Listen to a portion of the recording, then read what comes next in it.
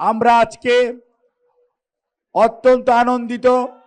এই কমলগঞ্জ এবং শ্রীমঙ্গলে স্বাধীনতা যুদ্ধের পর আজকে ধানের শীষের যে জোয়ার এসছে এবং এই কমলগঞ্জ শ্রীমঙ্গলের মানুষ 12 ফেব্রুয়ারির জাতীয় নির্বাচনে ধানের শীষের প্রতি যে আস্থা রেখেছে সেজন্য আপনাদেরকে জানাই সংগ্রামী অভিনন্দন। আগামী দিনে আপনারা ধানের শীষ তথা হাজী মুজিব আপনাদের নির্বাচিত সংসদ সদস্য, তাকে আপনাদের সেবা করার সুযোগ দিয়েছেন। আজকে মাননীয় প্রধানমন্ত্রী এখানে উপস্থিত হয়ে চা শ্রমিক সহ সর্বপর্যায়ে সাধারণ মানুষের ভাগ্য উন্নয়নের জন্য ওনার সরকারের গৃহীত বিভিন্ন কর্মসূচি নিয়ে গুরুত্বপূর্ণ বক্তব্য রাখবেন। আমি শুধু আপনাদেরকে অভিনন্দন জানাই।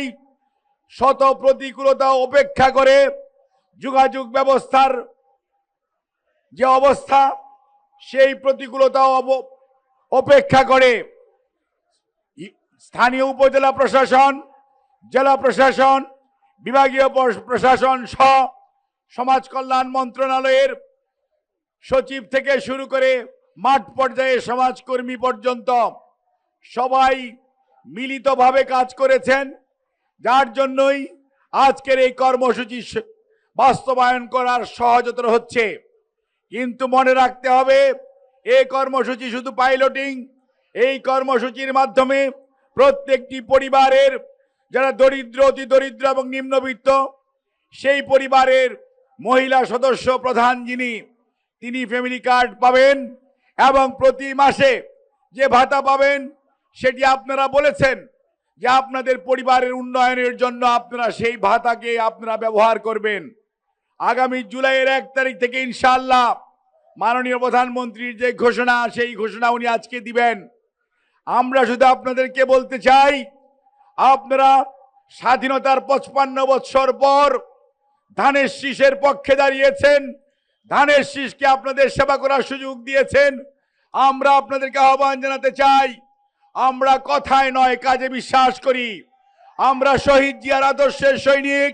আমাদের নেত্রী মরহুমা বেগম খালেদা জিয়া আমাদের বর্তমান আন্দোলন, সংগ্রাম, উন্নয়ন, সুশাসন এবং আগামীর মানবিক বাংলাদেশ গড়ার নেতা জনাব তারেক রহমান। আসুন আমরা সবাই মিলে ধানের শীষকে আগামী দিনে প্রতিটি নির্বাচনে ধানের শীষের পক্ষে, বিএনপির কর্মসূচির পক্ষে আমরা সবাই থাকব এবং বিএনপিকে আগামী দিনে এই কমলগঞ্জ এবং শ্রীমঙ্গলের মাটিতে আমাদের আরো শক্তিশালী অবস্থান তৈরি করতে হবে, যাতে করে সেই পালিয়ে যাওয়া স্বৈরাচার, দুঃশাসন আর কোনোদিন কমলগঞ্জ এবং শ্রীমঙ্গলে তাদের বাসা বাঁধতে না পারে। সেজন্যই প্রয়োজন ঐক্য।